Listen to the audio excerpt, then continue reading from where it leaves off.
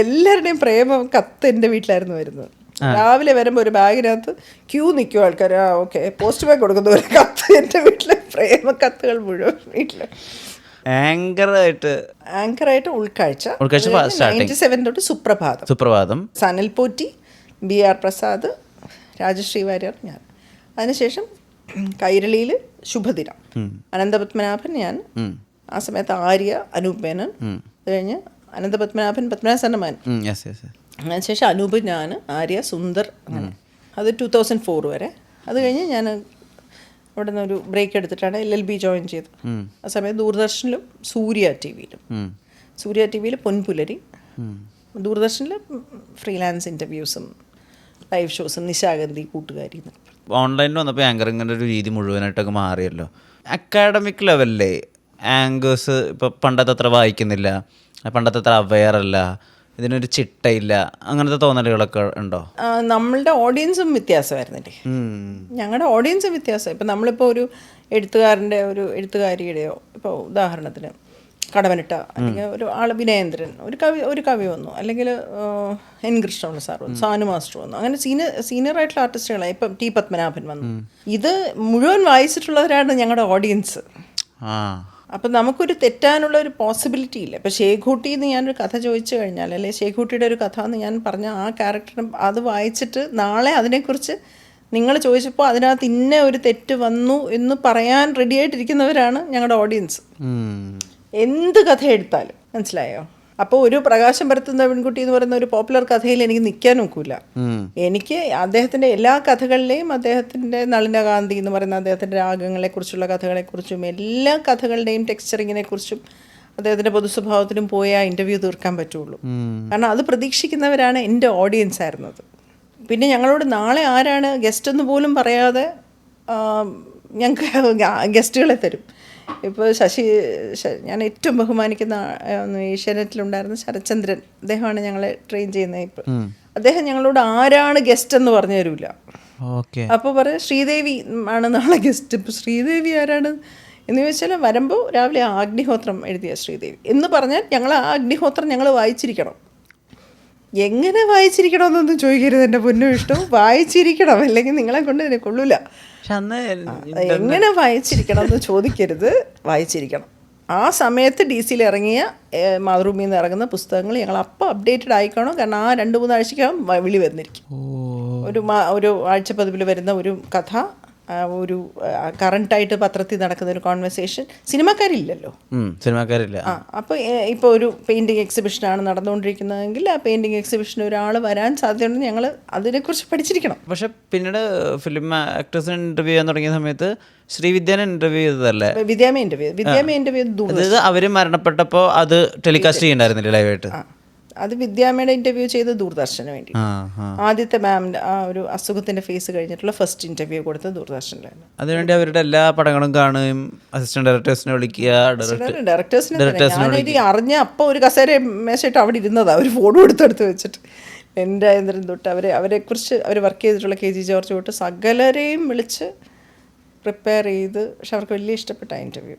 ചോദിച്ചതിനൊക്കെ ഉത്തരം പറഞ്ഞു. അങ്ങനെയുള്ളത് നമ്മൾ അറിയുന്നു. ലാലേട്ടനെ 4 വട്ടം ഇൻ്റർവ്യൂ ചെയ്തിട്ടില്ലേ? ഇപ്പോൾ ലാലേട്ടനെ പറ്റിയ ആളുകൾ ഉത്തരങ്ങളിൽ പറയുന്നൊരു കാര്യമുണ്ടല്ലോ, അദ്ദേഹത്തിൻ്റെ ഒരു നയതന്ത്രം. അതങ്ങനെയല്ലേ മോനെ, അത് ഹാപ്പനിങ് അല്ലേ മോനെ. അത് ഇപ്പോൾ 4 വട്ടം ചെയ്യുമ്പോഴും അവൻ്റെ ഒരു ഇത് പഠിച്ചിട്ടുണ്ടാവും, ഒരു രീതി. ഇദ്ദേഹം ഇങ്ങനെയായിരിക്കും ഉത്തരം പറയാതുകൊണ്ട് ഇങ്ങനെയായിരിക്കണം ചോദിച്ചേക്കണം. തന്മാത്രയുടെ ഷൂട്ടിങ്ങിൻ്റെ ഇടയ്ക്ക് 10 മിനിറ്റ് ദൂരദർശൻ ഇൻ്റർവ്യൂ കൊടുത്തത്. 10 മിനിറ്റ്. ഞങ്ങൾ 7:30 ചെല്ലുന്നു, 7:40 നിർത്തുന്നു ഇൻ്റർവ്യൂ. ഞങ്ങൾ 6:30 അവിടെ ചെല്ലണം. സാർ 7:30 ഇറങ്ങി വരും, 7:40 വരെ ഇൻ്റർവ്യൂ. ഇതാണ് നമ്മളോട് പറഞ്ഞിരുന്ന ബ്രീഫ്. അതിനും ഈ പറഞ്ഞ പോലെ ഞാനൊരു 200 പേജ് നോട്ട് ബുക്ക് മുഴുവൻ പ്രിപ്പയർ ചെയ്ത് വെച്ചിട്ടാണ് ഇൻ്റർവ്യൂവിന് പോയത്. അദ്ദേഹം എങ്ങനെ നന്നായി വായിക്കും അല്ലേ എന്ന് ഞാൻ ചോദിക്കുകയാണ്. അപ്പോൾ അദ്ദേഹം എങ്ങനെ അറിയാം ഞാൻ വായിക്കുന്നത് എങ്ങനെ അറിയാം. അപ്പോൾ ഞാൻ പറഞ്ഞു വായിക്കും എന്ന് കേട്ടിട്ടുണ്ട്. അപ്പോൾ ഞാൻ പറഞ്ഞു സാർ ഇപ്പോൾ വായിച്ചുകൊണ്ടിരിക്കുന്നത് മങ്ക് ഹു സോൾഡ് ഹിസ് ഫെറാറിയാണ്. ഓ ശരി. അപ്പോൾ അത് വായനയെക്കുറിച്ച് അപ്പോൾ പുള്ളി ഓപ്പൺ അപ്പ് ചെയ്യും. അപ്പോൾ റോബിൻ ശർമ്മ അത് ഇതെന്നൊക്കെ. അതുപോലെ വരയ്ക്കുന്നതിൻ്റെ നമ്പൂതിരിയായിട്ടുള്ള ബന്ധം, പെയിൻറ്റിങ്ങിനെ കുറിച്ച് ചോദിച്ചപ്പോൾ അത് ഞാൻ അങ്ങനെ നമ്പൂതിരിയായിട്ടുള്ള ബന്ധം അത് സ്പെസിഫിക് ആയിക്കഴിഞ്ഞാൽ പിന്നെ സംസാരിക്കും. ഓക്കെ സ്പെസിഫിക് ആയിട്ട് എന്താണ് ഞാൻ ആ പറയുന്നതിൻ്റെ കാര്യം എന്ന് ചോദിക്കുമ്പോൾ അത് ഇന്ന കാരണമാണ് ഞാൻ ചോദിക്കുന്നത്. അങ്ങനെ വരുമ്പം അങ്ങനെ ആ ഇൻ്റർവ്യൂ 1.5 മണിക്കൂർ ഉണ്ടായിരുന്നു. ആ ഇൻ്റർവ്യൂ 10 മണിക്ക് ഇൻ്റർവ്യൂ ബ്രേക്ക് ചെയ്തത്. ഇടയ്ക്ക് വെച്ച് 8:30 9 മണിക്ക് 8:30 ബ്രേക്ക് ചെയ്ത് 10 മിനിറ്റ് എല്ലാവരും അങ്ങോട്ടും ഇങ്ങോട്ട് വർത്തമാനം കഴിഞ്ഞ് പിന്നെയും സ്റ്റാർട്ട് ചെയ്ത് 10 മണിക്കാണ് സാർ ആ ഇൻ്റർവ്യൂ. 2 മണിക്കൂറായിട്ടാണ് ദൂരദർശനിൽ ആ ഒരു ഈദിൻ്റെ അന്ന് ടെലികാസ്റ്റ് ചെയ്തത്. ഒരു ദിവസം പിറ്റേ ദിവസം 1 മണിക്കൂറായിട്ട്. അപ്പോൾ പ്രിപ്പയർ ചെയ്താൽ സംസാരിക്കും. വണ്ണം കുറേയും കൂടുകയും ചെയ്തുകൊണ്ടിരിക്കുന്നതിനെ കുറിച്ചുള്ള ഒരു ക്വസ്റ്റ്യൻ ആയിരുന്നു എൻ്റെ ആദ്യത്തെ, രൂപത്തെക്കുറിച്ച്.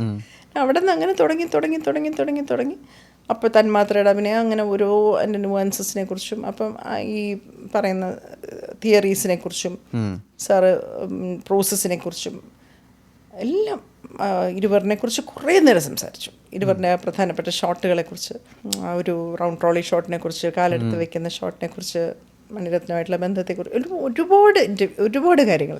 പിന്നത്തെ ഒരു ഇൻ്റർവ്യൂ എന്ന് പറയുന്നത് പത്മപ്രിയായിട്ടുള്ള വടക്കുന്നാഥൻ എന്ന് പറഞ്ഞ പടത്തിൻ്റെ പ്രൊമോഷനായിരുന്നു. അത് ഇൻ്റർവ്യൂ ആയിട്ട് കൂട്ടാൻ പറ്റത്തില്ല. പിന്നെ അതുപോലെ അറബി ഒട്ടകത്തിൻ്റെ ഒരു പ്രൊമോഷൻ, പിന്നെ ഒരു ഇൻ്റർവ്യൂ തന്നെയായിരുന്നു. അത് 2007 ജാനുവരി 1 ലാസ്റ്റ് ഇൻ്റർവ്യൂ. അത് ന്യൂ ഇയറിന് വന്ന ഇൻ്റർവ്യൂ. മമ്മൂക്കയായിട്ട് പ്രജാപതി എന്ന് പറഞ്ഞ സിനിമയുടെ പ്രൊമോഷന് വേണ്ടിയിട്ടുള്ള ഒരു ഇൻ്റർവ്യൂ ആയിരുന്നു. ആ ഉത്തരങ്ങൾ എങ്ങനെയായിരുന്നു? അദ്ദേഹം എന്ത് പറഞ്ഞാലും അനുസരിക്കുന്നു. നമുക്ക് ഇനി അടുത്ത് ഇങ്ങനെ അപ്പം എങ്ങനെ ഇരിക്കട്ടെ, ഇങ്ങനെ ഇങ്ങനെ ചോദിച്ചു, അതൊക്കെ അങ്ങനെയൊക്കെ. അന്ന് ഭയങ്കര ഫ്രീ ആയിട്ടുള്ള ഒരു, എനിക്ക് ഭയങ്കര ഞാൻ എന്നെ അറിയാലോ, ഞാൻ കയറിയില്ല തന്നെ. എൻ്റെ ഞങ്ങളുടെ ചെയർമാൻ അല്ലായിരുന്നു, എന്നെ പരിചയം ഉണ്ടായിരുന്നു. ഷോ ഒക്കെ ചെയ്യുമ്പോൾ താഴെ വന്നിരിക്കുമായിരുന്നു, ഞങ്ങളുടെ താഴെ ഫ്ലോറിൽ വന്നിരിക്കുമായിരുന്നു. ഇതൊക്കെ സംസാരിക്കാൻ കളിയാക്കോ കൂടുതൽ, എന്തെങ്കിലുമൊക്കെ പറഞ്ഞ് കളിയാക്കും. പക്ഷെ ഇൻ്റർവ്യൂ ഒക്കെ ശ്രദ്ധിക്കുമായിരുന്നു. എല്ലാ ഇൻ്റർവ്യൂവും കാണുകയൊക്കെ ചെയ്യും, സകല ഇൻ്റർവ്യൂ കാണും. നീലത്താമര കഴിഞ്ഞപ്പോൾ പറഞ്ഞു കൊള്ളായിരുന്നു കേട്ടോ അഭിനയം, അങ്ങനെയൊക്കെ പറഞ്ഞു. അദ്ദേഹം ഇങ്ങനെ ഇടയ്ക്കിടയ്ക്ക് ഈ ഞങ്ങളുടെ മോർണിംഗ് ഷോയുടെ സെറ്റുകൾ ഇങ്ങനെ മാറ്റി പരീക്ഷിച്ചുകൊണ്ടിരിക്കുമായിരുന്നു. എനിക്ക് നമുക്ക് ഭയങ്കര ഇഷ്ടമാണ് വിഷ്ണു, നല്ല മനുഷ്യനാ. ഇപ്പൊ പറഞ്ഞാൽ എല്ലാം കാണും. ചേച്ചിയോട് ചിലപ്പോൾ സംസാരിക്കുമ്പോൾ ചിലപ്പോൾ ചേച്ചി ചെയ്ത മറ്റേ ഗ്രേസ് വില്ലാനെ പറ്റിയിട്ടൊക്കെ ചിലപ്പോൾ പുള്ളി പറഞ്ഞു വരും. എല്ലാം അറിയാം, സകലതും അറിയാം. പക്ഷെ എന്നെയൊക്കെ എപ്പോഴും കളിയാക്കുക, അങ്ങനെ ഒരു ഭയങ്കര സ്വീറ്റായിട്ട് സംസാരിക്കുന്ന പരിപാടിയൊന്നുമില്ല. എങ്ങനെ അറിയാം, നിങ്ങൾക്ക് എങ്ങനെ അറിയാം എന്നൊക്കെ പറഞ്ഞിട്ട്. ഞാൻ പിന്നെ ഭീഷ്മപർവ്വത്തിൻ്റെ സമയത്ത് എനിക്ക് ഫോട്ടോ ഇല്ല കേട്ടോ അദ്ദേഹത്തിൻ്റെ കൂടെ. അബുക്ക പറഞ്ഞു, അതും എല്ലാവരും ഫോട്ടോ എടുക്കുന്നത്, മറ്റേ താടി കഴിഞ്ഞിട്ടുള്ള ഫോട്ടോ എല്ലാവരും ഫോട്ടോ എടുക്കും, പാർവതി ഫോട്ടോ എടുക്കും. അപ്പോൾ ഞാനും ഇങ്ങനെ ഫോട്ടോ എടുക്കാൻ പോകാനോ എന്ന് പറഞ്ഞ് ഇങ്ങനെ ചമ്മി ഇങ്ങനെ പോവുക. അപ്പോൾ അമ്മക്ക് എടുത്ത ഫോട്ടോ ഞാനും കൂടെ എടുത്തിട്ട്, അപ്പോൾ അമ്മ ഇങ്ങനെ കാണിച്ചു ഇല്ല. അപ്പോൾ ഞാൻ ഇങ്ങനെ നോക്കിയിട്ട് ഞാൻ തിരിച്ച് നടന്നു പോയി. അപ്പോൾ നമുക്ക് എൻ്റെ അടുത്ത് എടുത്തില്ലേ, ഞാൻ പറഞ്ഞില്ല മമ്മൂക്ക ചെല്ലണ്ടെന്ന് പറഞ്ഞു. അങ്ങനെയൊന്നുമില്ല, വാ ഞാൻ കൊണ്ടുപോകാം. ഞാൻ പറഞ്ഞില്ല വേണ്ടെന്ന് പറഞ്ഞില്ലേ, എനിക്ക് ഒരു സങ്കടമൊക്കെ. അടുത്ത അമ്മയുടെ മീറ്റിങ്ങിന് ഫോട്ടോ എടുത്ത് വെച്ചിട്ട് ഒരു സെൽഫി എടുത്തു. എനിക്ക് ആ ഹാപ്പി സർദാറിൻ്റെ സിനിമയിലെ പ്രശ്നങ്ങളൊക്കെ വന്നപ്പോൾ നമുക്ക് എടുത്താണ് ഞാൻ പറഞ്ഞത്. നമുക്ക് അപ്പം തന്നെ ബാധുക്കെ പറഞ്ഞു വിട്ട് എന്താണ് പ്രശ്നം നോക്കാനൊക്കെ പറഞ്ഞത്. നമുക്കൊരു കാരണവരെ പോലെ നമുക്കൊരു വിഷമമൊക്കെ പറയാൻ പറ്റും.